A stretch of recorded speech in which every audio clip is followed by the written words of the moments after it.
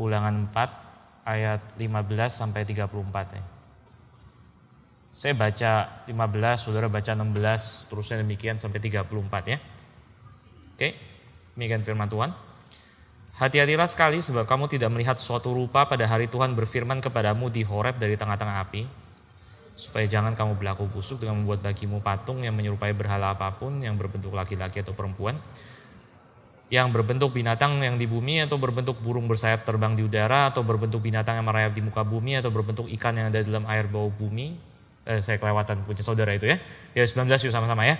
2, 3. Dan juga supaya jangan kau mengarahkan matamu ke langit, sehingga apabila engkau melihat matahari, bulan dan bintang segenap tentara langit, engkau disesatkan untuk sujud menyembah dan beribadah kepada sekaliannya itu, yang justru diberikan Tuhan Allahmu kepada segala bangsa di seluruh kolong langit sebagai bagian mereka.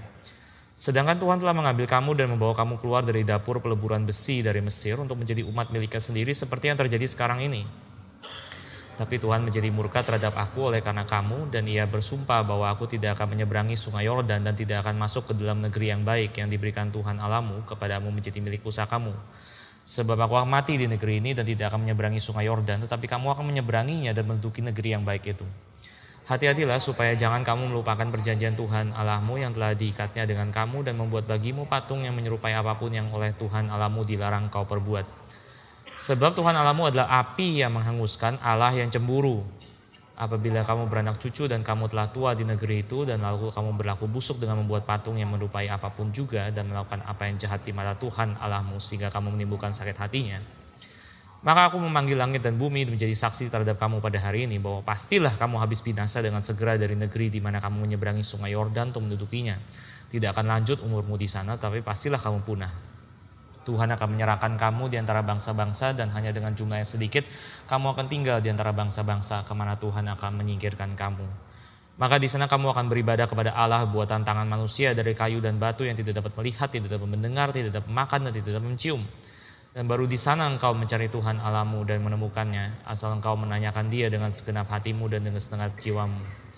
Apabila engkau dalam keadaan terdesak dan segala hal ini menimpa engkau di kemudian hari, maka engkau akan kembali kepada Tuhan Allahmu dan mendengarkan suaranya. Sebab Tuhan Allahmu adalah Allah penyayang, Ia tidak akan meninggalkan atau memusnahkan engkau, dan Ia tidak akan melupakan perjanjian yang diikrarkannya dengan sumpah kepada nenek moyangmu. Sebab cobalah tanyakan dari ujung langit ke ujung langit tentang zaman dahulu yang ada sebelum engkau, sejak waktu Allah menciptakan manusia di atas bumi. Apakah ada pernah terjadi sesuatu hal yang demikian besar, atau apakah ada pernah terdengar sesuatu seperti itu? Pernahkah suatu bangsa mendengar suara ilahi yang berbicara dari tengah-tengah api seperti yang kau dengar dan tetap hidup? Atau pernahkah suatu Allah mencoba datang untuk mengambil baginya suatu bangsa dari tengah-tengah bangsa yang lain dengan cobaan-cobaan, tanda-tanda, serta mujizat-mujizat dan perangan, dengan tangan yang kuat dan lengan yang teracung dan kedahsyatan-kedahsyatan besar seperti yang dilakukan Tuhan Allahmu bagimu di Mesir di depan matamu? Ya udah saudara, ya 34. Oke. Ya, sekali lagi saudara, konsep sentral dalam kitab Ulangan itu adalah kehidupan dalam covenant, kehidupan dalam perjanjian yang kita masuk ke dalamnya ketika Tuhan memilih kita sebagai umatnya. Jadi sekali lagi, covenant itu something yang sangat important di dalam kitab Ulangan, dan ini adalah salah satu bagian di mana kita melihat apa yang Tuhan maksudkan sebagai covenant, saudara. Kita perlu mengerti dengan covenant, saudara. Berkali-kali kita perlu eksplorasi lagi konsep ini lagi dan lagi, saudara. Karena hari ini kita nggak terlalu mengerti apa yang namanya covenant. Karena dalam hidup kita itu, relasi itu ekstrim kiri kanan yang ada dalam hidup kita hari ini. Gini saudara, covenant itu kan relasi ya. Dan itu adalah relasi perjanjian. Covenant itu kan jelas ya. Covenant itu suatu relasi antara dua pihak atau lebih. Jadi ini ada jelas unsur relasinya dan ada unsur perjanjiannya. Nah, tapi apa yang kita hari ini miliki, yang kita lihat dalam kehidupan kita sehari-hari, saudara, itu adalah kita terlalu memisahkan kan ya antara dua hal ini, saudara. Kalau kedengeran ada bau perjanjian ya, ada bau tekan kontrak gitu, langsung kita bacanya itu berarti bukan relasi, at least itu bukan relasi pribadi gitu kan ya. Karena kalau kita maunya relasi pribadi, justru sebaliknya, relasi pribadi itu maunya ada kebebasannya kan ya. Relasi pribadi itu yang sejati itu ada spontanitasnya gitu. Relasi pribadi itu bukan relasi yang diatur via poin-poin dalam sebuah perjanjian kan ya, nggak harus, itu justru bukan relasi pribadi gitu. Saya rasa yang kita bisa lihat dari Alkitab adalah relasi kita dengan Tuhan, saudara, itu transcend kategori-kategori kita yang terlalu sempit ini. Karena lewat kitab Ulangan khususnya ya, tapi kitab-kitab yang lain juga, saudara, kita melihat bahwa relasi kita dengan Tuhan itu relasi yang sangat-sangat intim dan sangat-sangat personal, jauh lebih personal daripada sekedar persahabatan. Tapi di sisi yang lain, covenant itu juga jauh menuntut, mengikat, dan menuntut pertanggungjawaban kita itu jauh dari sekadar kontrak kerja ya. So, saya rasa itu dua-duanya ada dan bahkan lebih dari itu. So, tujuan dari bagian ini kita membahas, saudara, adalah untuk mengajak kita itu lebih mengerti relasi kita dengan Tuhan itu apa, seperti apa dalam segala kompleksitasnya itu.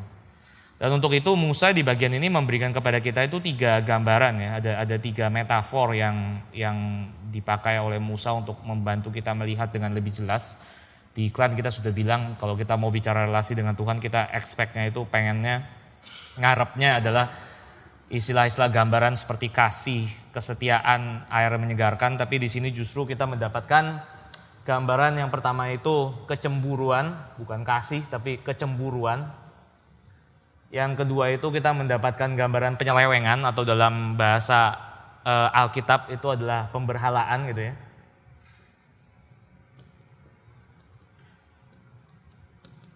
Dan of course yang ketiga kita mendapatkan gambaran api ya. Api yang menghanguskan, Tuhan sebagai api yang menghanguskan. So kita mau bahas ini apa yang 3 gambaran itu bisa membuat kita lebih mengerti mengenai relasi kita dengan Tuhan. Yang pertama, saudara, Allah yang cemburu.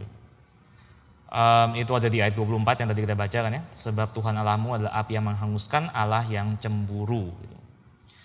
Saudara, kalau saudara tahu Richard Dawkins ya, Richard Dawkins itu salah satu orang ateis yang paling gencar menyerang kekristenan ya. Itu dia pakai kalimat Allah ini sebagai salah satu alasan kenapa kekristenan itu sebaiknya dibuang saja. Karena ya inilah Allah perjanjian lama gitu, paling enggak tokoh fiktif yang paling menyebalkan. Karena dia bukan cuma cemburuan, tapi dia bangga bahwa dia cemburu. Ini problematik gitu kan ya. Nah, saudara, kita hari ini sih memang agak membedakan antara cemburu sama iri ya. Jealousy sama envy ya. Kita agak membedakan. Tapi kalau saudara masih ingat dulu kita pernah membahas ya. Alkitab nggak lihatnya seperti itu, saudara. Alkitab punya cara melihat yang lain ya. Kalau kita itu kan lihat cemburu itu somewhat lebih positif. Sedangkan kalau iri hati itu yang negatif gitu kan ya. Karena cemburu itu, kalau iri hati yang negatif banget, karena iri hati itu mengingini milik orang lain. Jadi itu sangat negatif, sangat egois. Tapi tetap saudara dalam pengalaman kita ya, kecemburuan itu ya bukan tanpa unsur negatif kan ya. Karena orang yang cemburuan itu seringkali cemburuan kenapa? Karena posesif kan ya. Karena posesif. Dan kalau posesif ujungnya ya berarti kecemburuan ini kecemburuan yang egois juga kan ya. Kalau gini ujungnya sebenarnya sama aja sama iri hati, saudara. Sama-sama digerakkan oleh self-centeredness. Yang beda cuma adalah yang satu itu marah karena barang yang dimiliki oleh orang lain, yang ini marah karena barang yang dimiliki oleh dia gitu kan ya. Tapi sama-sama sebenarnya ujungnya kepunyaan, masalah kepunyaan, kepemilikan. Dan kalau misalnya demikian ya sebenarnya dua-duanya sama aja sebenarnya. Itu menarik ya saudara, itu sebabnya Alkitab itu kalau kita lihat banget ya, itu Alkitab tidak membedakan antara kata iri dengan cemburu. Memang dalam kosakatanya bahasa Ibrani kan nggak ada pembedaan ya. Kosakata bahasa Yunani juga sama, saudara. Nggak ada perbedaan antara envy sama sama jealousy ya. Kalau dalam bahasa Ibrani itu pakai kata kinah atau kanah ya, bisa juga kanah. Kita nggak tahu karena ya sekali lagi bahasa Ibrani kan nggak ada huruf vokalnya ya. Kalau bahasa Yunani kan zelos ya. Envy itu dari kata Nvidia, karena Nvidia itu kan bahasa belakangan gitu, bukan dari bahasa Alkitab. Jadi kecemburuan Allah di sini, saudara, itu nggak dibedakan dengan iri hati sebenarnya. Tapi apakah itu berarti jadinya kecemburuan Allah sini sangat-sangat negatif gitu ya? Benar apa yang Dawkins ngomong ini benar-benar tokoh yang menyebalkan, itu nggak ada cemburu dan bangga gitu ya dengan kejahatan itu gitu. Enggak, saudara. Di bahasa Ibrani tetap ada pembedaan. Tapi menarik saudara, pembedaannya adalah lain dengan pembedaannya kita. Kalau kita itu membedakan itu dalam level fenomena antara iri sama cemburu gitu kan ya. Kalau bahasa Ibrani saudara itu pembedaannya adalah siapa pelakunya. Jadi saudara tahu kata sekali lagi kinah atau kanah gitu ya. Kalau kata kinah itu dipakai buat manusia, itu ada sekitar 32 sampai 44 kali, saya catat ini, 44 kali. Kalau kata kana itu hanya 6 kali dan semuanya itu pelakunya Allah. Rootnya sama saudara, tetap rootnya sama gitu, akar katanya sama. Tapi yang menarik adalah bagi Alkitab saudara, yang membedakan satu kecemburuan itu positif atau negatif itu bukanlah seberapa dekat dengan iri hati, seberapa fenomenanya buat kita gitu ya, apa yang dilakukan, enggak. Yang membedakan Alkitab kecemburuan yang positif sama kecemburuan yang negatif itu adalah siapa pelakunya. Ya, menarik ya.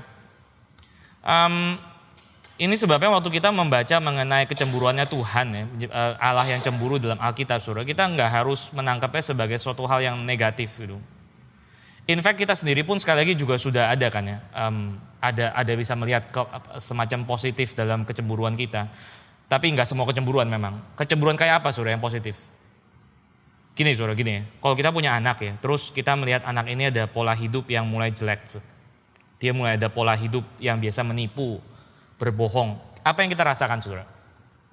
Kita marah kan ya, kita murka gitu. Tapi kemarahannya kan kemarahan yang cukup kompleks ya. Ini adalah kemarahan yang datang karena kita mencintai anak kita gitu. Iya toh ya. Kalau kita mau pakai kalimat bahasa Inggris sebenarnya lebih gampang ya. Kalimat bahasa Indonesia sayang nggak ada kayak ginian ya. Kalimat bahasa Inggris saudara tahu kan ada kalimat biasa kalau mereka bikin perdebatan itu posisi yang against sama posisi yang for gitu ya. Jadi misalnya perdebatan mengenai pembangkit listrik tenaga nuklir dibagi dua kubu gitu. Satu kubu yang against gitu ya, satu kubu yang for gitu, satu kubu yang setuju gitu, satu kubu yang tidak setuju gitu. Ini juga kita bisa pakai saudara. Kalau kita marah sama orang saudara, kalau kita cemburu sama orang gitu ya, itu yang membedakan adalah ya ini ketika kita itu marah against orang tersebut atau kita marah bagi orang tersebut ya. Saudara kalau cemburunya itu cemburu yang sejati ya, kita itu marah bagi seseorang kan ya. Sekali lagi saudara, kita udah pernah bahas ini kan ya. Marah itu bukan sesuatu yang pada dirinya sendiri berdosa. Marah itu bukan sesuatu yang bertabrakan dengan kasih. Actually kalau saudara mengasihi orang, saudara pasti marah sama dia gitu. Kalau saudara nggak pernah marah terhadap seseorang yang saudara katanya mengasihi, itu berarti saudara sebenarnya nggak peduli sama dia gitu kan ya. Saudara kalau marah, lawannya cinta ya. Lawannya cinta itu bukan marah saudara, tapi lawannya cinta itu adalah ketidakpedulian sebenarnya. Ya kan ya. Jadi ada itu yang namanya marah bagi seseorang saudara. Marah bagi seseorang itulah yang kita bisa namakan sebagai kecemburuan. Itu idealnya kecemburuan saudara. Marah bagi orang yang dicintai. Lantas kenapa ya dalam hidup kita sebagai manusia itu konsep kecemburuan ini nggak sinkron saudara dengan konsep Allah yang cemburu. Saudara. Karena kita juga nggak pernah ada cinta yang sejati kan ya. Kita nggak pernah ada cinta yang benar-benar utuh dalam hidup kita. Saudara. Kalau cinta yang utuh seperti cintanya Tuhan itu selalu murni arahnya keluar, nggak pernah ke dalam. Tapi karena kita sudah jatuh dalam dosa ya, cinta kita itu selalu ternoda, ternista, terzolimi dengan self-centeredness. Relasi manusia yang terbaik itu pada ujungnya itu selalu ada unsur keegoisan. Kita mengasihi orang bukan murni untuk mengasihi dia, tapi kita mengasihi orang untuk mengisi kebutuhan diri. Dengan kata lain, kadang-kadang ilustrasi yang paling bagus itu adalah saudara, kita itu sebenarnya seringkali bukan mengasihi, tapi kita lapar. Lapar itu kayak bisa sangat cinta sama sesuatu kan ya, tapi ujungnya adalah untuk dikonsumsi gitu. Kalau saudara mencintai, kalau saudara lapar sama sebuah pohon ya, saudara datang ke pohon dan saudara merusak si pohon karena si pohon saudara ambilin buahnya, saudara ambilin daunnya, saudara ambilin tangkainya untuk saudara makan segala macam. Kok tangkai bisa dimakan gitu ya. Kalau saudara mencintai si pohon, saudara nggak bakal melakukan itu, saudara bakal menyiram dia, menyingai dia segala macam. Itu namanya cinta kan, cinta itu keluar gitu. Cinta kita itu nggak utuh, cinta itu selalu ada unsur keegoisannya. Dan oleh karena itu waktu kita cemburu sama orang sebagai manusia, kita selalu cemburu yang negatif. Karena kita itu seringkali marah itu bukan cuma bagi mereka, tapi kita juga marah itu terhadap mereka. Atau bahkan kadang-kadang kita terutama marah bukan karena kita melihat dia melakukan dosa yang merugikan dia, tapi kita marah karena kita melihat dosa mereka itu merugikan kita kan ya? Atau dosa mereka itu mempermalukan kita, saudara. Ya itulah sekali lagi saudara, kenapa dalam Alkitab ya saya rasa sangat tepat gitu pembagiannya itu bukan antara cemburu sama iri hati. Cemburu itu positif lalu iri hati itu negatif, enggak saudara. Tapi pembagiannya itu selalu antara siapa yang melakukan. Waktu kita melakukannya saudara, kecemburuan dan iri hati saudara, itu almost always selalu ada unsur kerusakannya gitu. Bukan berarti nggak ada sama sekali kebaikannya. Bukan berarti kita nggak mampu sama sekali untuk marah bagi orang lain. Tapi selalu ada unsur marah terhadap orang lain ini. Marah karena saya dirugikan, bukan karena kamu dirugikan gitu maksudnya. Berarti juga waktu kita melihat Alkitab punya pengertian seperti ini, waktu kita melihat Allah itu cemburu, Allah yang cemburu, ya ini lain sekali sama kecemburuannya kita berarti. Kecemburuannya Tuhan itu bersih gitu kan. Allah itu kasih yang murni, kasih yang sejati, yang seluruh keberadaan itu terfokus pada objek kasihnya, nggak ada unsur lain. Maka kemarahan atau kecemburuan Allah ya, itu selalu murni kemarahan bagi orang yang dikasihinya. In some sense saudara, kita waktu melihat gambaran relasi kita dengan Allah itu dipenuhi dengan warna kecemburuan dari Allah, itu bukan sesuatu yang negatif. Itu sesuatu yang kita patut bersyukur saudara. Karena itu berarti Allah itu passionate bagi kita gitu. C.S. Lewis ya, sangat terkenal saudara, pernah mengatakan, kamu mau gak Allah yang sungguh mengasihimu? Mau Allah yang sungguh mengasihimu? Ya itulah Allah yang gak akan pernah puas sama kamu. Allah yang selalu cerewet sama kamu. Seperti seorang seniman yang gak pernah puas sama karyanya, yang terus diubah, diperfect, dipoles, disempurnakan gitu. Karena apa? Karena cintanya terhadap karyanya itu. Karena itulah dia menuntut kita jadi sempurna. Karena itulah dia cerewet. Karena itulah dia cemburu. Karena itulah dia passionate. Jadi kalau kamu meminta Allah untuk berhenti menuntutmu, untuk puas dengan diri kita apa adanya, saudara. C.S. Lewis mengatakan itu berarti kita sebenarnya sedang meminta Allah untuk berhenti mengasihi kita. Kalau kita meminta Allah yang tidak cemburuan sama kita, saudara, itu berarti ya Allah itu nggak mengasihi kita gitu ya. Saudara lihat ya betapa positifnya ini gambaran yang pertama ini, saudara, kecemburuan Allah. Ya saudara bisa nilai dari diri saudara sendiri lah. Saya nggak tahu pengalaman saudara gimana gitu. Tapi kalau saya misalnya di STT ya, saudara tahu STT ya, sekolah teologi itu adalah mungkin jurusan yang salah satu paling tinggi drop rate-nya saudara. Maksudnya orang yang DO di sekolah teologi itu sangat tinggi. Kayak kalau saya nggak salah ingat ya, di waktu akreditasi beberapa, bukan yang kali ini saudara, bukan yang sekarang kan lagi proses akreditasi juga kan ya. Tapi yang sebelumnya gitu, saya pernah dengar asesornya datang dan mengatakan sekolah teologi itu wajar kalau tingkat DO-nya itu mencapai 20-25%. Jadi 1 dari 4 atau 1 dari 5 gitu. Berhenti di tengah jalan karena satu dan lain alasan gitu ya. Itu normal dan itu wajar buat sekolah teologi saudara. Tapi normalnya biasanya kalau di STT kami ya, itu orang keluar itu karena ada dosa tertentu lah. Ada kesalahan yang dia lakukan. Agak jarang yang keluar tuh karena alasan kesehatan atau apa, itu jarang banget gitu. Yang biasa keluar tuh karena dia ada dosa tertentu. Dan setiap kali ada murid STT yang keluar saudara ya, beberapa dari kami itu meratap. Bukan meratapi dosanya dia saudara ya, bukan itu, tapi meratapi dosa kami gitu. Karena kami tahu satu hal, apapun dosanya ya, nggak penting dosanya apa saudara. Itu bukan dosa yang baru ketahuan. Itu dosa yang kami itu sudah tahu mungkin bahkan dari sejak orang ini masuk STT. Tapi yang terjadi adalah kita nggak konfront, gitu. Yang terjadi adalah kita nggak konfrontasi dia, dan kita nggak konfrontasi dia bukan karena murid-murid STT itu penuh dengan pengendalian diri, bukan, saudara, tapi karena tidak peduli, gitu kan ya. Atau kami nggak konfront dia karena kami nggak mau terluka, atau kami nggak mau dianggap kepo, gitu lah. Intinya seperti itu. Intinya kami nggak konfront mereka itu bukan karena kami sebegitu peduli dengan perasaannya, tapi actually justru karena kami tidak terlalu peduli sama dia dan lebih peduli sama perasaan kami. Itu sebabnya kami nggak konfront mereka. Saudara ngerti kan ini kan? Ini penyakit orang Indonesia saudara ya. So ini yang pertama saudara, tujuannya simply untuk membuka pikiran kita mengenai kecemburuan gitu. bahwa Tuhan tuh cemburu bagi kita, itu suatu deklarasi yang sangat-sangat important. Kita harusnya mau Tuhan yang cemburu seperti ini. Karena itu berarti justru Tuhan tuh passionate, Tuhan itu justru someone yang sangat-sangat committed terhadap kebaikan kita. Itu kecemburuannya Tuhan. Oke, ini yang pertama.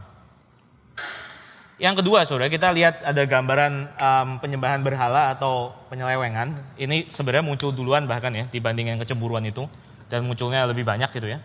Dari ayat berapa tadi sampai ayat berapa, dari awal kita baca mengenai pemberhalaan itu kan ya, dari ayat 15 sampai ayat 23 gitu ya, itu bicara basically mengenai pemberhalaan habis-habisan gitu.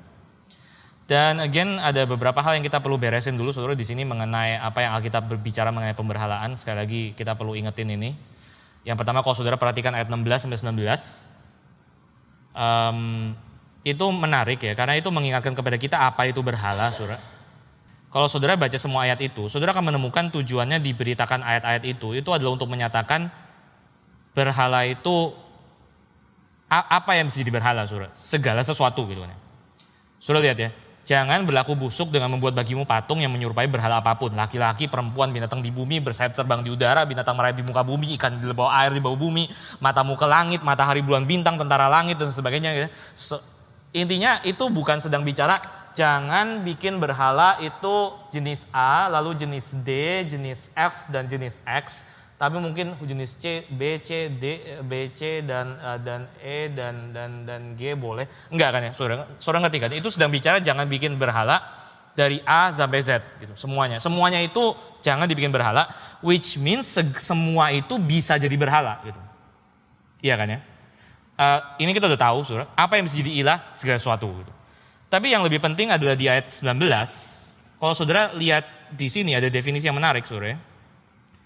Jangan kau mengarahkan matamu ke langit apabila kau melihat matahari, bulan, bintang, segala tentara langit, kau diselamatkan itu yang justru diberikan Tuhan Allahmu. So ini definisi yang kedua, apa itu yang bisa dijadikan berhala? Bukan cuma segala sesuatu, tapi actually pemberian Tuhan. So ini sekali lagi poinnya saudara, bahwa berhala itu always adalah sesuatu yang good. Berhala itu selalu adalah pemberian Tuhan. Pemberian Tuhan itu selalu baik, saudara. Sekali lagi ya, saya udah pernah ngomong ini berkali-kali kan ya, saya nggak mau ngulang terlalu lama, saudara. Barang yang baik baru bisa jadi berhala. In fact, semakin sebuah barang itu baik, indah, semakin tinggi kemungkinannya jadi berhala. Gitu kan ya. Saudara ingat di Kejadian 3 waktu Adam dan Hawa berdosa, mereka mengatakan buah itu mereka memandang baik. Itu sebabnya buah itu jadi berhala, saudara. Ya. Kita ini hari ini masih banyak orang Kristen yang saya nggak tahu lah ya. Kita mungkin udah nggak rohani kampungan ala gini lah. Dalam arti kita rohani itu terfokus pada barang-barang. Gantung abu gulung kawi di atas pintu itu kita anggap berhala gitu ya. Itu atau kita rasa itu bau berhalanya lebih kenceng kalau kita gantung abu gunung kawi di atas pintu. Itu of course something yang bukan salah. Tapi saudara ngerti kan efeknya apa, saudara? Efeknya adalah kalau saudara merasa bau berhala kenceng banget di situ, itu saudara jadinya merasa yang lain itu bau berhalanya kurang kenceng. Dan Alkitab nggak pernah mengatakan seperti itu, saudara. Justru buat Alkitab mungkin abu kayak gitu yang nggak terlalu ada bagus-bagusnya, itu berbau berhalanya justru sangat-sangat rendah. Gitu ya, saya kasih contoh gampang aja ya. Saudara mendidik anak ya, lalu anak zaman sekarang itu kerjanya main game terus gitu ya. Saudara terlalu marahin dia, saudara bilang, lu jangan main game terus. Lalu kalau sudah saudara bilang jangan main game, saudara kasih alternatif kan ya. Lu tuh harusnya, gitu kan ya. Apa ini saudara? Ini apa? Lu tuh harusnya belajar gitu kan ya. Atau lu tuh harusnya memikirkan masa depan, atau lu harusnya apalah saudara. Mungkin sampai keluar kalimat kayak gini kadang-kadang. Lu kenapa sih nggak bisa jadi anak yang itu kayak anak yang itu gitu maksudnya? Yang berprestasi, yang ranking atau whatever. Mungkin ya saudara, saya nggak tahu lah apa yang biasa saudara ngomongin kepada anak saudara. Tapi saudara ngerti gak ya dalam persepsi Alkitab saudara ya? Yang itu nggak lebih rendah bau berhalanya dibandingkan yang ini saudara. Anak yang ranking, yang berprestasi, saudara jangan pikir itu nggak ada bahaya berhala. In fact, mungkin jangan-jangan itu lebih ada bahaya berhalanya dibanding game.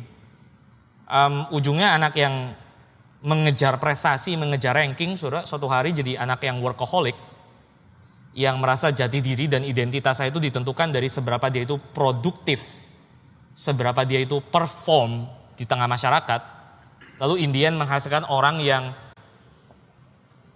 tidak peduli sama anak istrinya mungkin, yang mengabaikan relasinya, relasi yang tidak terlalu ada benefitnya, relasi yang tidak terlalu ada produksinya gitu ya, demi untuk mengejar ya ini hal-hal yang berprestasi ini. Sama aja kan ya, itu mungkin justru tipe berhala yang lebih parah, karena kalau orang main game kebanyakan, semua orang bilang tuh jelek dan dia sendiri sadar mungkin itu jelek. Tapi kalau orang workaholic saudara, itu dicari sama company banyak, laku terus. Ngerti kan ya? So ini satu peringatan buat kita saudara di bagian ini ya, untuk kita itu kembali menyadari problem dengan pemberhalaan tuh nggak pernah barang-barangnya saudara. Tapi kalau ngikutin Agustinus sekali lagi, bukan barang-barangnya, tapi selalu ranking barang-barangnya dalam hati kita. Nah ini problemnya. Makanya Agustinus selalu bilang ordo amoris, itu permasalahannya kan ya. Ordo itu ranking saudara, urutan daripada cinta kita. Barang-barang ini seberapa tingginya di dalam hati kita. Kalau dia lebih tinggi daripada Allah, kalau dia mengisi hidup kita dengan hal-hal yang harusnya diisi oleh Allah, ya itu berarti dia jadi berhala. Apa itu menyembah, apa itu menjadikan sesuatu itu berhala, yaitu menjadikan barang tersebut sebagai ranking 1, ordo yang paling tinggi, paling penting, paling efek terhadap kebahagiaan kita, paling efek terhadap kesukacitaan kita, dan juga paling efek terhadap kekesalan dan kepahitan kita. Nah itulah Allah saudara. Makanya kalau saudara mau cek berhala saudara apa gitu ya, saudara tinggal ikutin itu saudara. Bukan cuma apa yang membuat saudara paling bahagia atau paling sukacita, tapi apa yang membuat saudara paling kesel. Sekali lagi saudara ya, dalam hidup kita kalau kita ada pengalaman-pengalaman saudara ya, kita itu benar-benar keselnya itu saking keselnya, sampai kita itu kesel bahwa kita itu kesel. Karena keselnya nggak selesai gitu ya, sampai capek kesel. Nah itu saudara perlu bertanya, mungkin di balik itu saudara itu berhalanya. Karena barang yang paling mempengaruhi kekesalan kita itu ya juga biasanya barang yang paling mempengaruhi kesukacitaan kita. Itu yang rankingnya paling tinggi dan itu yang berhalanya saudara. Apapun sih di berhala. Nah itu udah tahu lah ya, itu saya cuma just kasih dasar aja saudara. Nah ini bagian berikutnya ini yang saya pengen benar-benar share kepada saudara ya. Yaitu di ayat 16 itu saudara lihat ada dikasih tahu, ada pakai istilah yang sangat bagus ya. Yaitu penyelewengan ini, pemberhalaan ini, itu oleh Musa, oleh Alkitab, itu didefinisikan ya, ditempelkan dengan istilah busuk ya. Jangan kamu berlaku busuk dengan membuat berhala gitu maksudnya. Membuat berhala itu membusukkan. Kita kadang-kadang kalau lihat terjemahan yang bagus, sayangnya adalah kita nggak anggap ini terjemahan yang literal. Kita pikir ini ya pokoknya ini istilah yang metaforikal yang bagus untuk kita mengerti ya berlaku busuk maksudnya jelek lah gitu ya. Tapi mungkin ini maksudnya benar-benar literal saudara. Yaitu kalau kita memberhalakan sesuatu itu kita membusuk. Dampak dari menyembah berhala atau menyeleweng dari Allah itu adalah membusuk gitu. Oke. Gini, saya pengen lempar sesuatu ke saudara ya. Saya pengen bahas satu idolatry, satu pemberhalaan yang mungkin kita lakukan bukan secara individual, tapi kita lakukan secara komunal, saudara. Bahas pemberhalaan itu kan biasanya itu ya, usual suspects-nya kan seks, harta, game, Facebook dan sebagainya ya. Saya nggak terlalu tertarik bahas yang itu, saudara. Saya pengen bahas satu jenis pemberhalaan yang mungkin kita lakukan bukan secara individual, tapi kita lakukan secara komunal, yaitu pemberhalaan terhadap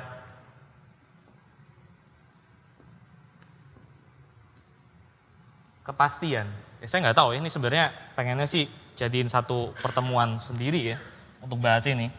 Tapi saya coba lempar dulu lah pada saudara gitu ya, lihat reaksi saudara gimana gitu. Nanti kita bisa lanjutin kapan-kapan kalau kita mau gitu ya. Mungkin idol kita saudara sebagai orang reform, sebagai orang GRI, itu adalah kita punya berhala yang namanya certainty. Kita itu kepengen banget dapat certainty, kita itu sangat mengejar certainty, dan kita nggak bisa hidup tanpa certainty. Certainty apa saudara? Well, untuk menjelaskan saudara lebih lanjut pada ini ya, saya pengen ajak saudara muter agak jauh ya. Saya belum lama ini baca karya dari Jonathan Merritt saudara ya. Jangan kaget saudara, ini seorang sarjana Alkitab yang liberal dan gay. Tapi coba kita lihat apa yang dia katakan mengenai orang-orang konservatif. Dan ya coba kita berdialog dengan dia gitu ya. Kita nggak harus ambil dia sepenuhnya kalau saudara nggak mau gitu kan ya. Tapi at least kita perlu dengar apa yang dia ngomong dan kita perlu take it seriously mungkin. Jonathan Merritt ini seorang sarjana Alkitab yang bidang studinya itu dalam bidang studi linguistik, saudara ya. Linguistik dalam studi bahasa, khususnya bahasa Alkitab gitu. Dan dia propose ide daripada dia propose bahwa problem daripada kaum konservatif atau kaum Injili ya, yang kita more or less sedikit banyak termasuk di dalamnya gitu, adalah untuk mereka itu melakukan apa yang namanya itu fosilisasi bahasa. Fosilisasi bahasa ya. Maksudnya adalah gini saudara, kecenderungan orang-orang konservatif itu untuk mengunci teologi, untuk mengunci bahasa. Jadi orang-orang konservatif itu memperlakukan Alkitab itu sebagai kamus. Kata tertentu dalam Alkitab itu artinya itu tertentu, precise, certain gitu ya. Saudara akan tahu ini something yang sangat banyak muncul dalam teologi kita harus mengakui. Misalnya saudara, dosa itu apa? Kalau saudara ditanya dosa itu apa dan saudara sudah lama dalam gerakan reform, jawaban saudara itu biasanya adalah jawaban kamus. Iya kan ya? Saudara nggak akan bercerita dosa itu ceritanya begini di Alkitab ada begini, si Abraham begini-gini sama Tuhan, tapi lalu dia melakukan ini, Tuhan melakukan ini pada dia, nah itu dosa gitu. Enggak kan, saudara nggak cerita kan ya. Kalau saudara udah lama di reform gitu misalnya, kalau saudara ditanya apa itu dosa, saudara akan jawab mungkin seperti ini, dosa itu katanya adalah istilah hamartia, dan hamartia itu berarti meleset sasaran. Kamus kan, saudara ngerti nggak maksudnya? Pendekatan itu pendekatan kamus gitu maksudnya, oke? Nah, coba saudara, ini buat saudara, bikin saudara mikir aja dulu sekarang gitu ya. Tapi coba saudara mikirin mengenai Tuhan Yesus gitu. Tuhan Yesus ditanya ya, kalimat yang menuntut presisi ya, menuntut keakuratan gitu. Tuhan A atau B gitu, Rabi A atau B gitu, misalnya ditanya kayak gitu. Terus saudara tahu biasanya Tuhan Yesus jawabnya apa? Jadi gini, perumpamaan. Saudara, coba saudara cek deh, di Alkitab berapa banyak saudara tokoh di Alkitab yang pakai pendekatan kamus? Sedikit sekali kan ya. Banyak dari mereka itu termasuk Tuhan Yesus yang pakai pendekatan naratif justru. Menjawab itu bukan dengan kalimat kamus, definisi dan sebagainya gitu ya. Tapi dengan cerita misalnya. Lain kan ya. Cerita itu tidak langsung, tidak presis gitu. Kalau kamus itu definitif gitu kan ya, kira-kira seperti itu. Nah, menarik saudara, Merritt itu mengusulkan bahwa mungkin kita itu kebablasan di dalam pendekatan kamus kayak gini. Karena saudara lihat ya, sekali lagi asumsi kita waktu kita masuk ke dalam Alkitab, saudara seringkali ya, sedikit banyak ya, nggak semuanya dan dalam derajat yang berbeda-beda saya ngerti. Tapi secara umum kita sebagai orang reform itu memperlakukan teologi sebagai satu hal yang konsisten, sesuatu yang precise, sesuatu yang meaningnya itu jelas apa. Dari depan saya bilang satu suara seperti kita udah discuss minggu-minggu kemarin kan ya. Dan kalau ada usaha-usaha untuk merubah pengertian-pengertian yang sudah ada dalam buku teologi sistematik itu biasanya diresponi bukan dengan tangan terbuka, tapi dengan mata melotot dan mungkin tangannya pegang obor. Gitu kan ya. Sudah ngerti lah, kita kalau mau jujur kita mengakui kita punya approach kayak gini kan ya. Gini lah saudara bayangin aja, kalau misalnya satu hari diaken kita atau pengurus kita atau majelis kita atau penatua kita atau hamba Tuhan kita tiba-tiba mau merubah definisi daripada istilah justification. Itu akan ditemui dengan, oh gitu ya, apa insight yang kamu mau bawakan? Enggak kan ya, yang kan, kenapa lu mau rubah? Lu mau rubah jadi apa? Ngerti kan ya saudara kan ya? Ada kayak gitunya gitu maksudnya, kalau kita mau bilang. Atau misalnya seperti yang minggu lalu, bukan minggu lalu, pertemuan terakhir waktu saya lakukan, yang saya mengusulkan bahwa Alkitab itu ternyata tidak memberikan kita data-data sejarah yang akurat. Yang kita lakukan, yang jadi respon saudara-saudara gitu adalah, ya yang gak ikut pertemuan itu, ya, hah gitu ya, mungkin gitu. Ya saudara ngerti lah ya kira-kira seperti itu kan ya. Yang menarik saudara adalah si Merit ini mengusulkan bahwa Alkitab sendiri itu nggak terkunci dengan meaning seperti kita terkunci. Alkitab itu bukan buku yang pakai pendekatan kamus seperti ini. In fact, menurut Merit, kalau saudara memperhatikan seluruh Alkitab yang ditulis dalam berbagai zaman yang berbeda, itu mereka bisa punya diversitas, keberagaman, saudara. Arti dari suatu istilah itu bisa bermacam-macam. Merit kutip seorang sarjana Alkitab yang lain, sarjana Alkitab yang tidak kontroversial bagi orang-orang Injili, saudara, namanya Gary Anderson. Dia punya buku Sin in History. Sin in History itu maksudnya adalah dia itu meneliti definisi kata dosa sepanjang sejarah, kira-kira seperti itu gitu ya. Dan Anderson menemukan bahwa paling sedikit itu kata istilah dosa itu ada tiga arti. Tiga meaning, tiga konsep. Yang paling early di Alkitab bahasa Ibrani misalnya di Perjanjian Lama itu adalah konsep dosa sebagai noda. Noda yang harus dibersihkan, noda yang melekat dan perlu dibersihkan. Lalu konsep noda ini berlanjut menjadi konsep bobot gitu ya. Dan saudara tahu misalnya ini konsep yang berujungnya pada pembersihan yang dilakukan setahun sekali di dalam acara Day of Atonement, Yom Kippur dalam tradisi Ibrani. Jadi ceritanya seperti yang saudara tahu di Perjanjian Lama adalah mereka itu punya dosa komunal ini, noda atau bobot yang membebani mereka secara komunal, secara satu kenegaraan. Lalu 1 tahun sekali imam besar itu meletakkan kepalanya mewakili bangsa Israel gitu kan, meletakkan kepalanya kepada seekor keledai, kambing, saudara, kambing hitam gitu kan, scapegoat nggak hitam sih tapi kambing. Lalu kambing itu dibawa keluar dari kota mereka, dikucilkan gitu kan ya. Kambing itu menerima bobot daripada dosa mereka, itu ditransfer. Tapi ini ini noda yang kita akan kotor lagi, jadi tahun depan kita perlu bersihin lagi gitu saudara. Jadi saudara kira-kira bisa dapat seperti ada konsep seperti ini di Perjanjian Lama. Lalu waktu saudara maju terus, ada yang namanya intertestamental period gitu ya. Yaitu periode di antara Perjanjian Lama dan Perjanjian Baru. Dan dunia itu berubah drastis karena sekarang adalah zaman daripada Romawi segala macam dan sebagainya. Dan orang-orang Romawi ini membawa budaya pasar, budaya market, ekonomi masuk ke seluruh dunia. Dan begitu lewat hal ini, misalnya saudara lihat di Perjanjian Baru ada Paulus. Paulus itu punya konsep dosa yang lain sekarang. Waktu saudara baca apa yang Paulus katakan mengenai dosa, dia mengatakan dosa itu ada konsep seperti hutang. Ya kan, saudara pernah baca itu, hutang dosa. Itu istilah apa saudara? Itu istilah market kan ya, itu istilah pasar. Itu istilah ekonomi, hutang. Karena memang pada waktu Paulus yang sedang ngetrend gitu ya, yang sedang trending adalah mengenai market. Makanya dia pakai istilah seperti itu. Atau saudara juga dapat kata lain misalnya upah dosa adalah maut. Upah saudara. Again sekali lagi istilah yang sangat dekat dengan dunia market, dunia ekonomi, dunia pasar. Dengan kata lain, kalau saudara misalnya minta Paulus pakai mesin waktu balik ke dalam zaman sebelum pembuangan kepada imam-imam besar Israel pada zaman Perjanjian Lama, mereka nggak nyambung saudara, mereka nggak bakal nyambung. Mungkin Paulus bakal dianggap bidat atau segala macam gitu saudara. Karena punya pengertian arti yang berbeda dengan mereka. Dengan kata lain, kalau saudara melihat di Alkitab, saudara melihat ada, kalau kita mau pakai istilah ini ya, evolusi daripada pengertian istilah-istilah tertentu. Ini menarik saudara ya, karena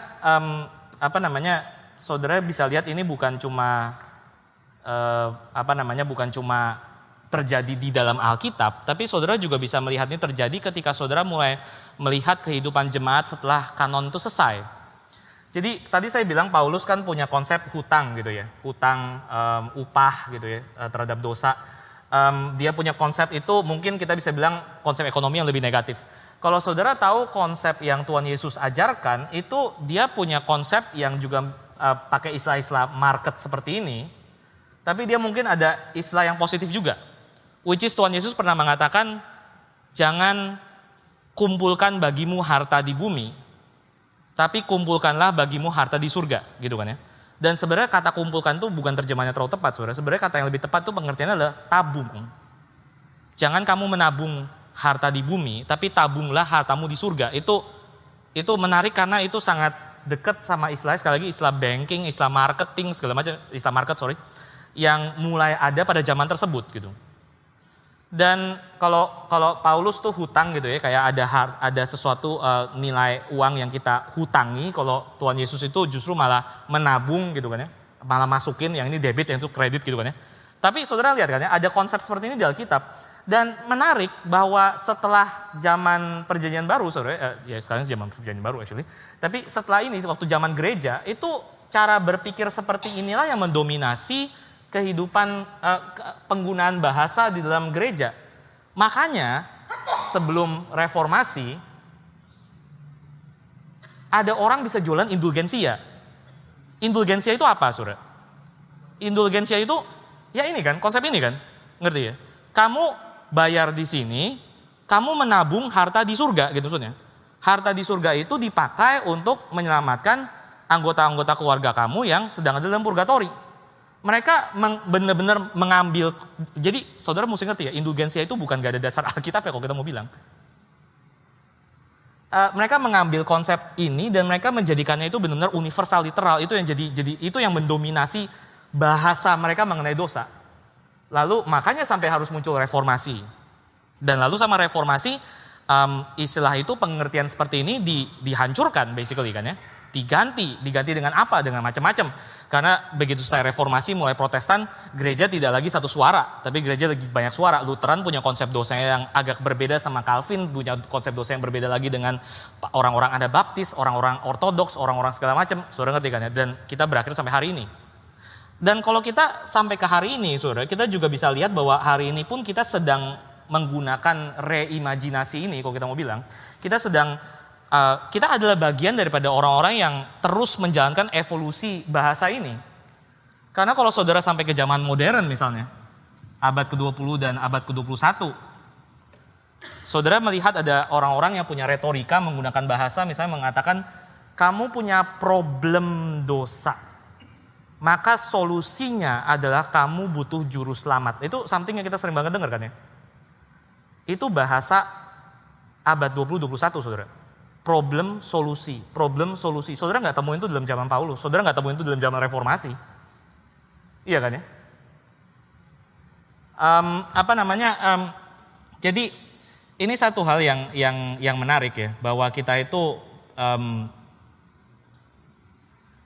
sadar nggak sadar, saudara, kita sebenarnya sedang ada dalam bagian dari kekristenan yang senantiasa itu melanjutkan reinterpretasi daripada arti-arti kata istilah dalam Alkitab. Dan saudara nggak bakal menolak kan ya hal ini. Maksudnya kita waktu tadi pertama nggak tahu saudara berpendapat apa gitu. Kalau Alkitab itu arti katanya boleh direimajinasi. Kalau istilah arti kata dari istilah-istilah di Alkitab itu artinya tidak kekal sepanjang masa, tapi bisa berubah-berubah seturut dengan generasinya. Kita agak ketakutan kan ya dengar ini kalau kita mau bilang gitu. Sadar nggak sadar tapi kita sedang menjalankannya. Kita senantiasa membahasakan lagi bahasa-bahasa Alkitab dengan pengertian yang baru, yang seger. Iya toh? Dan again itu adalah salah satu dasar itu adalah salah satu hal yang dikerjakan oleh para reformator. Meredefinisi ulang apa itu yang namanya dosa, apa itu yang namanya keselamatan, apa itu namanya Tuhan dan sebagainya.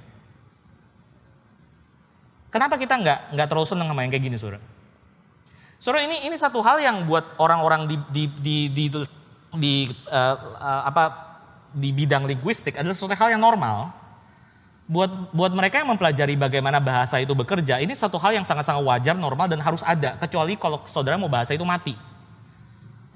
Bahasa itu selalu artinya itu berevolusi sepanjang waktu, dan kalau bahasa itu tidak berevolusi artinya, maka dia akan jadi bahasa yang mati. C.S. Lewis, saudara, sekali lagi bukan orang yang kontroversial buat kita kan ya, orang-orang Injili, orang-orang Reform. C.S. Lewis, saudara. C.S. Lewis mengatakan bahwa, C.S. Lewis seorang profesor bahasa by the way kan ya, profesor literatur. Dan C.S. Lewis mengatakan ilustrasi bahasa itu adalah seperti sebuah pohon yang memang ada satu ide intinya gitu ya. Katakanlah ada ide intinya yaitu batang pohon besarnya gitu ya. Itu ide intinya. Kalau kita mengatakan dosa itu apa ya itulah idenya gitu ya. Tapi dari mana kita tahu pohon ini hidup adalah dengan cara kita melihat ranting-ranting dan daun-daun yang lama itu jatuh dan muncul ranting-ranting yang baru, dalam arti ini kosakata atau pengertian-pengertian dan ide-ide yang baru gitu ya. Muncul dari dalam pohon tersebut, itulah bagaimana kita mengetahui suatu bahasa itu hidup. Menarik saudara, kalau saudara hari ini masuk STT dan saudara belajar bahasa Ibrani dan Yunani, lalu saudara sekarang ke Israel atau saudara ke Yunani untuk bicara bahasa seperti itu, mereka nggak bakal ngerti. Karena bahasa yang saudara pelajarin di Alkitab, itu bukan bahasa yang hari ini ada di mereka. Bahasa itu berevolusi, saudara. Istilah-istilahnya berevolusi, istilah yang sama bisa punya arti yang menambah atau beda atau lain atau whatever sepanjang waktu. Itu satu hal yang wajar, itu satu hal yang normal. Saudara senang nggak dengar kayak gini? Saudara gampang nggak untuk menerima hal ini? Bahwa ternyata yang namanya bahasa, termasuk bahasa Alkitab, saudara, itu tidak pernah kebenaran itu sendiri, tetapi adalah cara menuju kepada kebenaran, gitu kalau kita mau bilang. Bukan the truth itself, tapi a way getting at the truth. Saudara mulai merasa saya liberal mungkin? Sekali lagi saudara ya, kalau kita memperlakukan Alkitab itu sebagai satu bahasa yang mati, ya sekali lagi itu berarti eksegesis memang adalah otopsi mayat kan ya. Eksegesis itu otopsi mayat jadinya. Ya ini sudah mati, itu sudah fix. Ini sudah kayak gitu terus, ini sudah dibekukan, dikunci. Yang saya lakukan ketika saya mengeksegese Alkitab adalah saya simply seperti otopsi, saya menganalisa, saya mengobservasi benda yang mati ini. Lalu habis itu saya laporkan kepada saudara hasil daripada analisa saya apa. Akhirnya berarti saudara tidak berinteraksi dengan barang hidup gitu kan ya. Tapi kalau saudara berinteraksi sungguh dengan firman yang hidup, itu berarti saudara berinteraksi dengan sesuatu yang bisa berevolusi, saudara, bisa beradaptasi, bisa berubah, bisa muncul ranting-ranting yang baru justru. Tapi sekali lagi, saudara, kenapa kita nggak senang yang kayak gini, saudara? Yang saya ingin bawa untuk kita mengerti pada hari ini bukan soal perdebatan linguistik ini, tapi yang saya pengen kasih lihat kita adalah kenapa waktu kita mendengar hal-hal seperti ini kita ada perasaan nggak enak, kenapa kita ada perasaan nggak nyaman.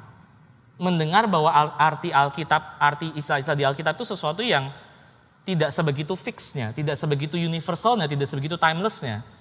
Dan bahwa mungkin Albert Schweitzer itu ada benernya ketika dia mengatakan setiap generasi itu harus memformulasikan lagi secara lebih baru dan lebih segar jawaban daripada pertanyaan Tuhan Yesus. Menurut kamu, saya ini siapa?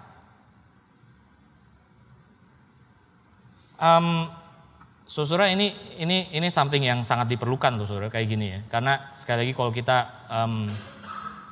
tidak punya pluralitas dalam kita punya berteologi saudara, itu sangat bahaya. Misalnya saudara, sekali lagi again kembali ke istilah dosa ya. Ada orang-orang yang punya konsepsi dosa sebagai penyakit gitu kan ya. Coba saudara, saya pengen tanya juga sih. Saudara tahu nggak di Alkitab di mana dasarnya? Konsep dosa sebagai penyakit saudara. Jarang loh sebenarnya. Alkitab itu jarang sekali pakai bahasa medis atau bahasa klinis. Jarang sekali. Ada satu ayat yang mungkin bisa dijadikan dasar kenapa kita punya konsepsi dosa sebagai penyakit ya. Which is ketika Tuhan Yesus mengatakan dia datang sebagai tabib. Dia bukan datang untuk orang yang sehat, dia datang untuk orang yang sakit gitu kan ya. Itu ada mungkin dasar bisa dari situ. Tapi sekali lagi, apa yang terjadi kalau kita lalu menganggap, oh inilah pengertian dosa, ini katanya, ini formulasi, ini definisinya kayak gini, dan ini fixed, timeless, universal. Yang terjadi lah saudara jadi bingung sekarang kalau misalnya sekarang kasusnya adalah dosa itu dosa pembunuhan misalnya. Karena gini lah, benar nggak dosa itu penyakit? Ya ada benernya kan ya. Ini bahasa saudara, bahasa itu bukan alat presisi sekali lagi. Bahasa itu alat aproksimasi. Bahasa itu mendekat kepada kebenaran. Bahasa itu nggak pernah kebenaran itu sendiri. Lalu saudara sekarang dosa sebagai penyakit ini benar nggak saudara? Ya ini benar lah. Karena emang dosa ada sifat seperti penyakit kan ya. Dosa itu menular. Saudara disakiti orang, saudara jadi pengen menyakiti balik misalnya. Ada sifat seperti itu kan ya? Ada benernya kan ya? Emang bener. Tapi di sisi yang lain saudara, apa yang terjadi kalau kita lalu menguniversalisasikan pengertian dosa sebagai penyakit? Ya bagaimana dengan pembunuhan saudara? Berarti ya kalau saudara kena sakit ya, siapa yang salah kena sakit gitu? Orang kena penyakit salah dia bukan? Ya bisa aja sih. Tapi kita nggak bakal bilang seperti itu banget kan ya. Lu kena kanker, lu sih yang salah, lu sih yang ya kita nggak bakal bilang kayak gitu kan ya. Bisa aja dia ada pola hidup yang gak sehat juga, of course bisa aja. Tapi itu kan biasanya bukan faktor terutamanya. Saudara nggak bakal menghukum orang sakit kanker dengan hukuman penjara misalnya. Iya toh? Pembunuhan iya. Pembunuhan itu bertanggung jawab. Kanker itu nggak terlalu gitu sebenarnya kalau kita mau bilang. Tapi kalau dosa itu sebagai penyakit dan pengertian ini kita fixkan, kita universalkan gitu. Yang terjadi adalah bagaimana dengan dosa pembunuhan, bagaimana dengan dosa rasisme, bagaimana dengan dosa penindasan. Nggak bisa kan ya?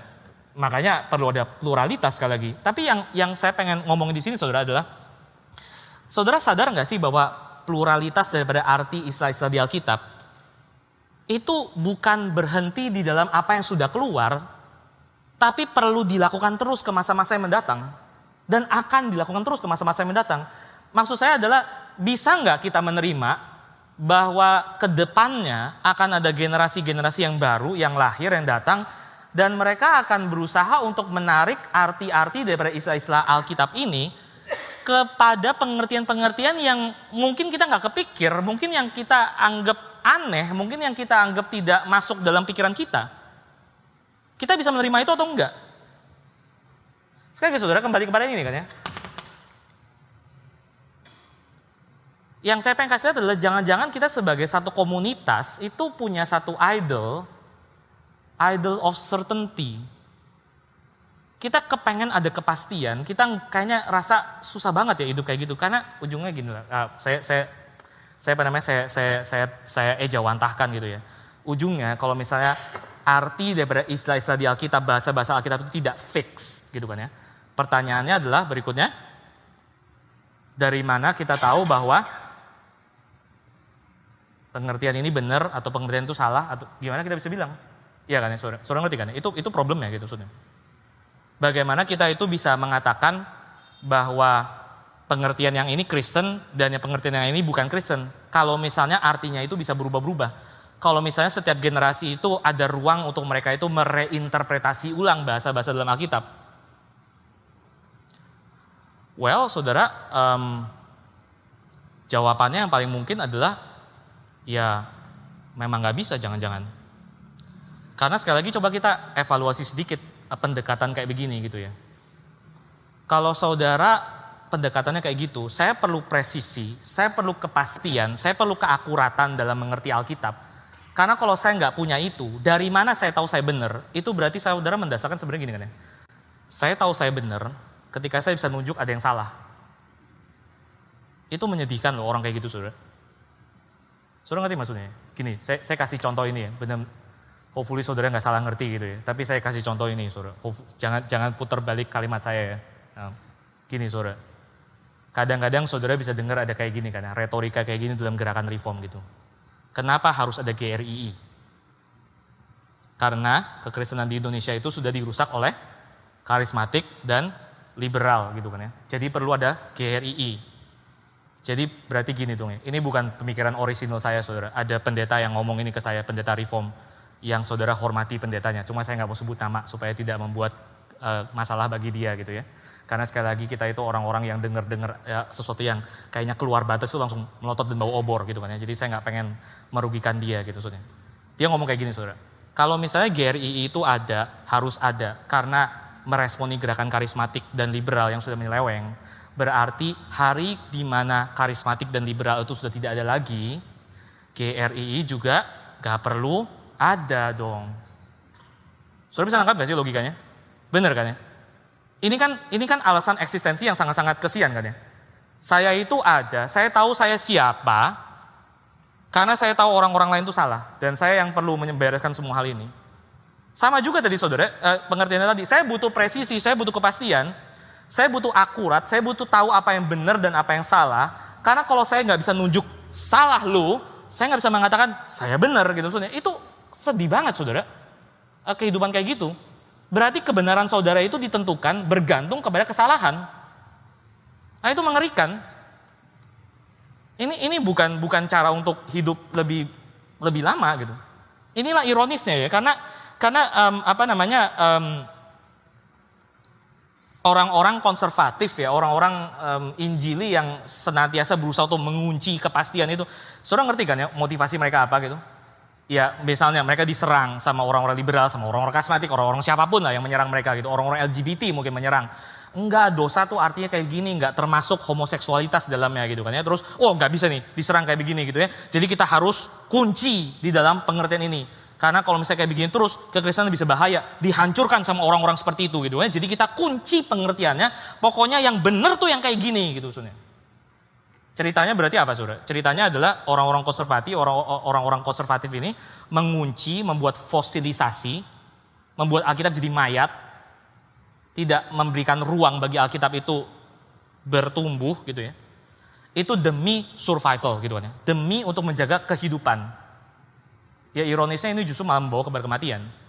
Ini masuk ke dalam poinnya tadi saudara. Tadi kita mengatakan, Alkitab mengatakan pemberhalaan itu membusukkan gitu kan ya, membawa kepada kematian. Very interesting saudara. Merit itu memberikan data yang kita nggak bisa deny ya.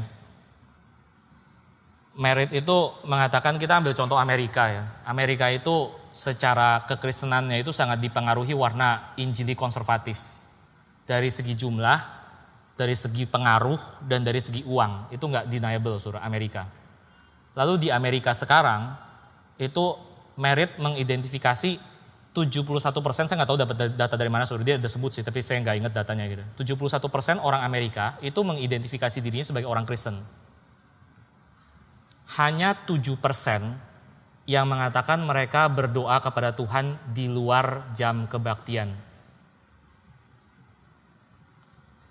Kalau ini angka ini ditanya kepada orang-orang yang pergi ke gereja, cuma 13% orang-orang Kristen di Amerika yang datang ke gereja setiap minggu itu berdoa kepada Tuhan di luar jam kebaktian. Jadi kalau saudara datang ke gereja di Amerika, lu saudara lihat yang datang ke gereja pada hari itu, 7 dari 8 orang yang datang itu tidak berdoa lagi sama Tuhan sampai minggu depan waktu mereka datang ke gereja. Saudara ngerti nggak maksudnya?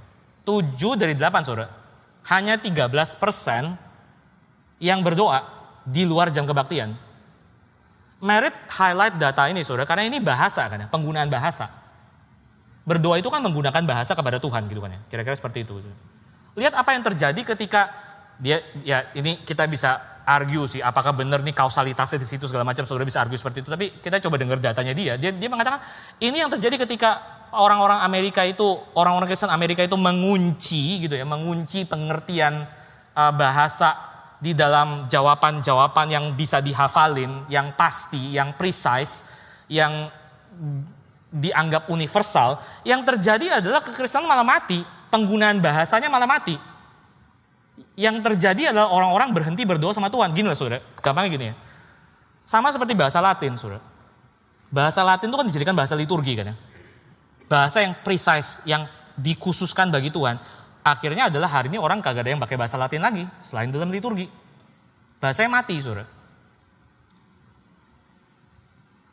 Dengan kata lain ini ironisnya, karena waktu mereka memberhalakan kepastian dalam bahasa Kristen gitu ya, dalam teologi Kristen, mereka pikir ini adalah cara kita survive, ini adalah cara kita menghadapi serangan dari orang-orang yang lain itu.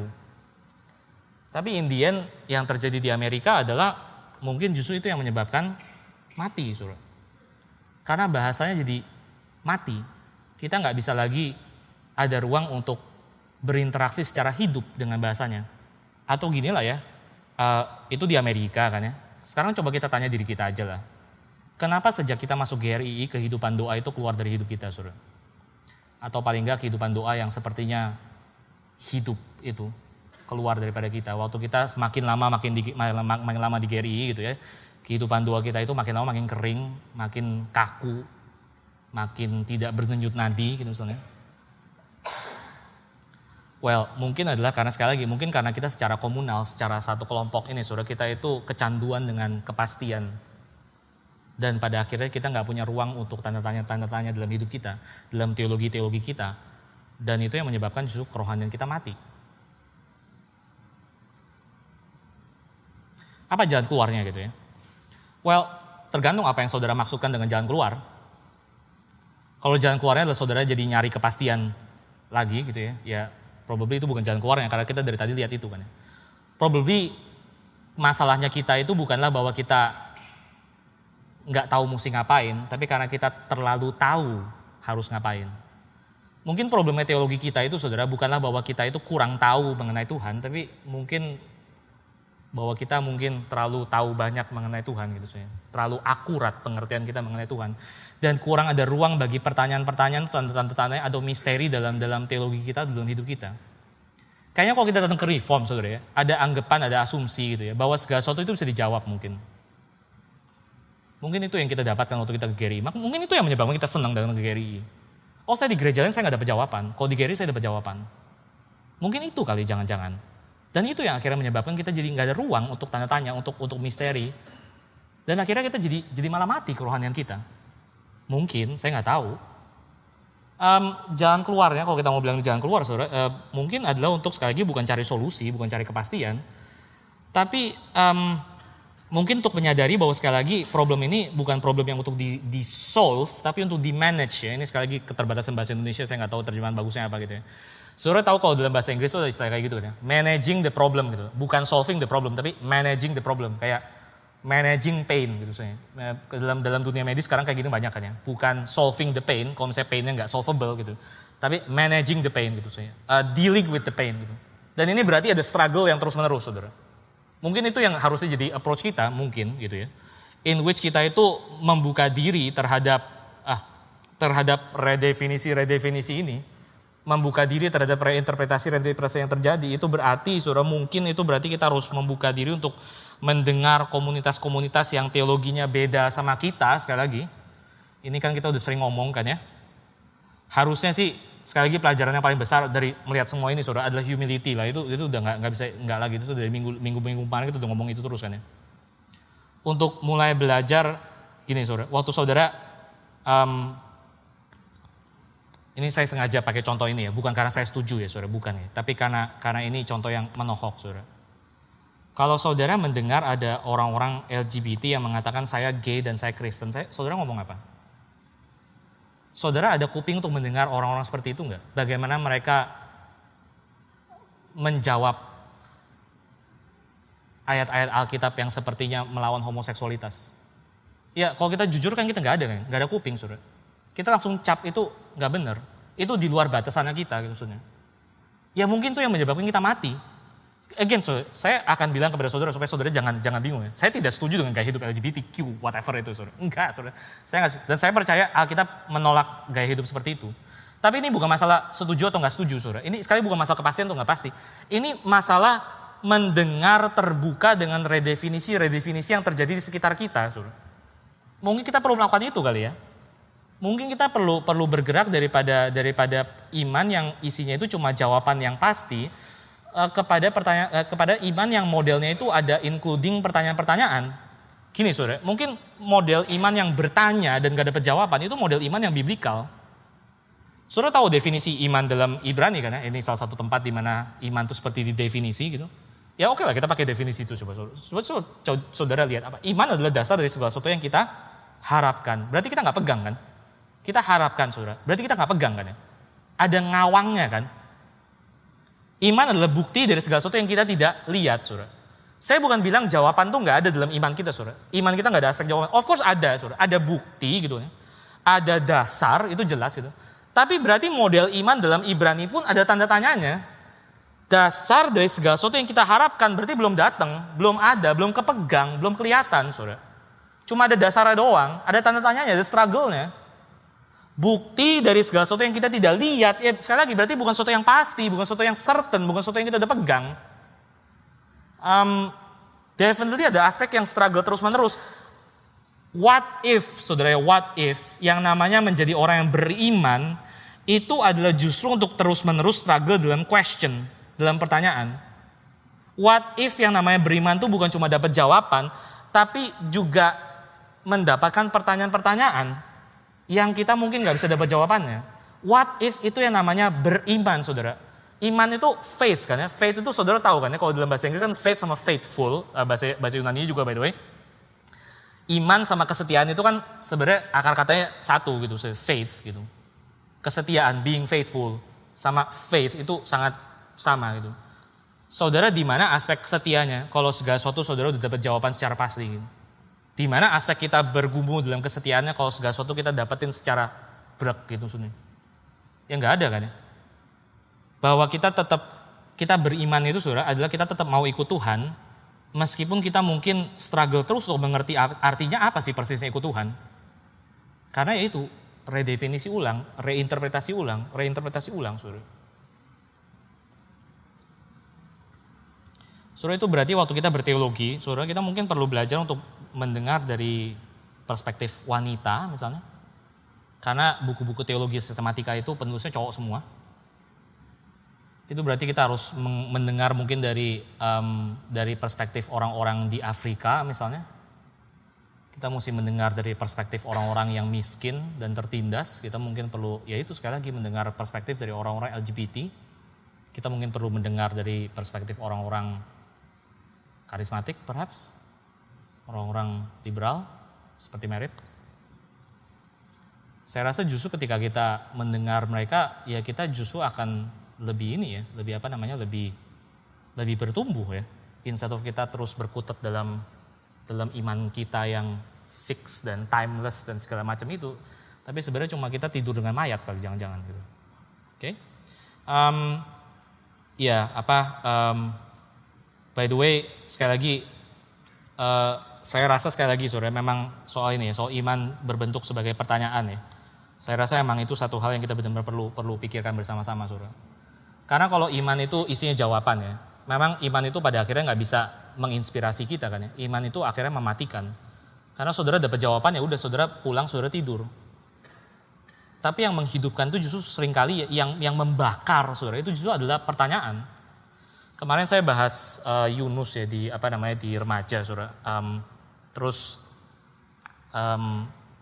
Kita ya bukan Yunusnya sih yang penting gitu ya. Tapi ujung-ujungnya itu kita sempat ngomong mengenai problem Allah menaruh pohon pengetahuan baik dan jahat di Taman Eden gitu kan ya.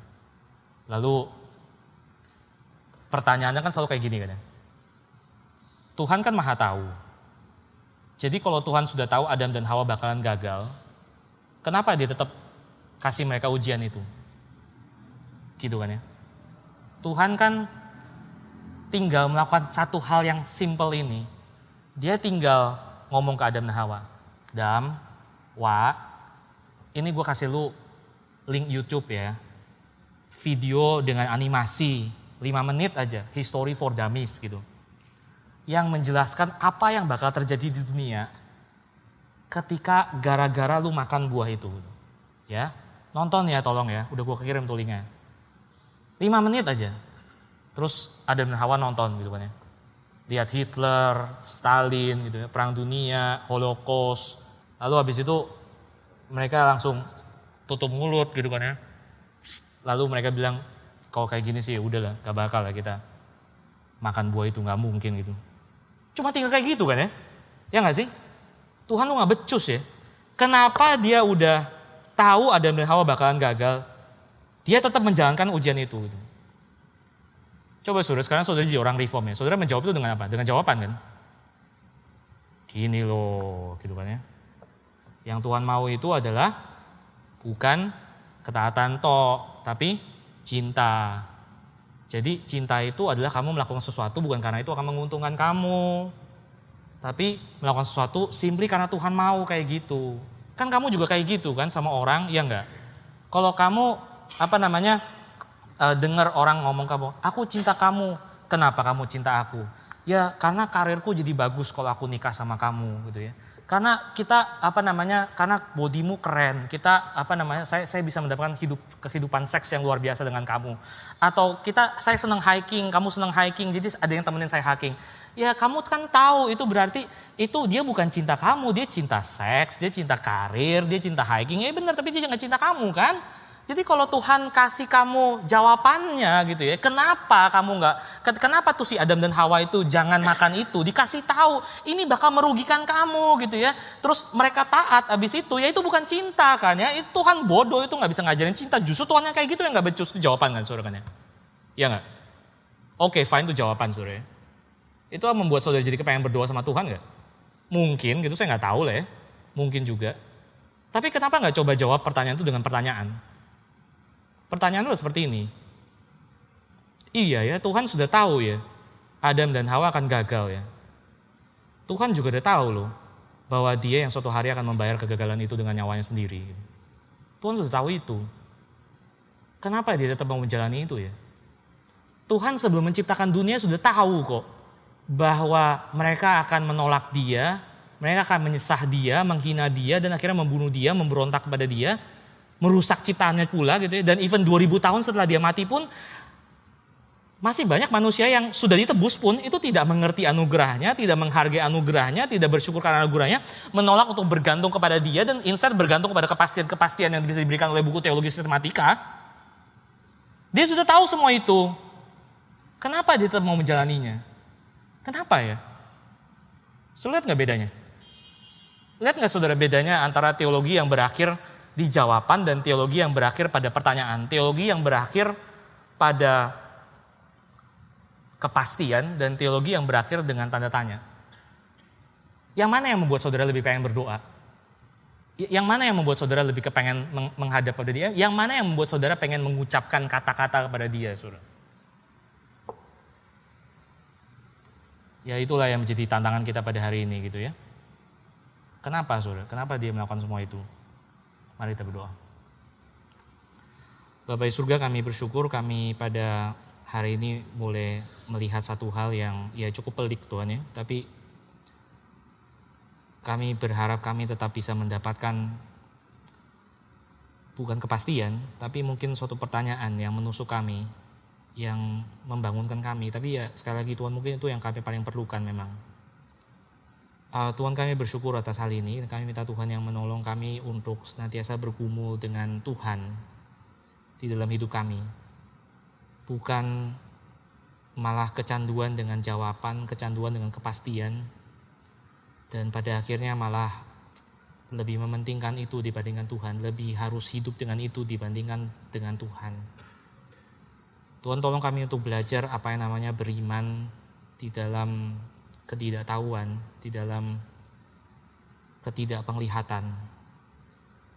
Tuhan, ajarkan kami untuk sungguh hanya mengalahkan Engkau dan bukan hal yang lain. Dalam nama Tuhan Yesus kami berdoa dan bersyukur. Amin.